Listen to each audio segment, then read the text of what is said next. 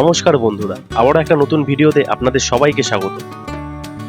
আজকের ভিডিওতে আমি আপনাদের দেখাবো বিশাল আকারের এক ঐতিহাসিক কামান, যার নাম জাহানকোষা অর্থাৎ পৃথিবী ধ্বংসকারী। এবং এই পৃথিবী ধ্বংসকারী কামানের ইতিহাস সম্বন্ধেও আপনাদের জানাবো। চলুন তাহলে দেরি না করে শুরু করা যাক আজকের ভিডিও।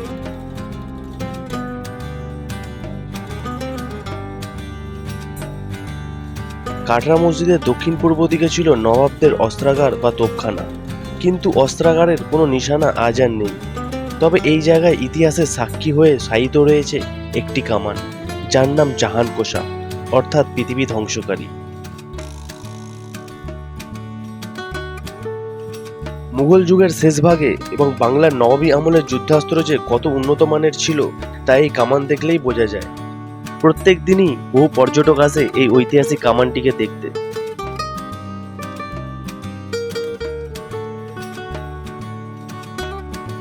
কামানের গায়ে খোদিত করা লিপি থেকে জানা যায়, মুঘল সম্রাট শাহজাহানের রাজত্বকালে বাংলার জাহাঙ্গীরনগরের দারোগা শের মোহাম্মদ ও হরবল্লভ দাসের তত্ত্বাবধানে 1637 খ্রিস্টাব্দের অক্টোবর মাসে ঢাকার লৌহ মিস্ত্রি জনার্দন কর্মকার এই জাহানকোষা কামানটি নির্মাণ করেন। তাছাড়াও তিনি বাচ্চাওয়ালি তোপ নির্মাণ করেছিলেন, যেটি হাজারদুয়ারি প্রাসাদ চত্বরে রাখা আছে। প্রায় 400 বছরের পুরনো এই জাহানকোষা কামান তৈরি করা হয়েছিল অষ্টধাতু দিয়ে, অর্থাৎ তামা, লোহা, রূপো, সীসা, দস্তা, সোনা, পারদ ও টিন দিয়ে, যার ফলে এই কামান আজও মরচেবিহীন।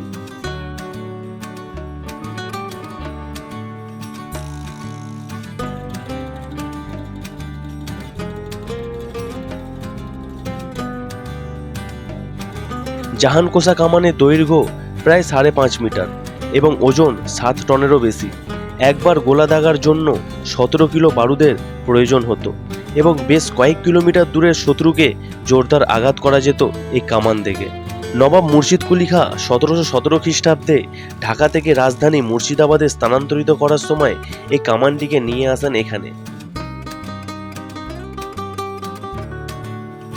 বহুকাল পরে জাহানকোষা কামানটিকে পাওয়া যায় অশ্বত্থ গাছের নিচে শিকড়ে আটকে থাকা অবস্থায়, এবং আর্কিওলজিক্যাল সার্ভে অফ ইন্ডিয়ার উদ্যোগে কামানটিকে সেখান থেকে উঠিয়ে নিয়ে রাখা হয় মুর্শিদাবাদের এই তোপখানা এলাকায়।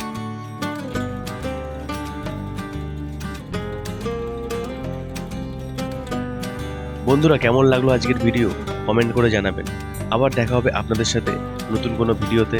ভালো থাকবেন, সুস্থ থাকবেন, ধন্যবাদ।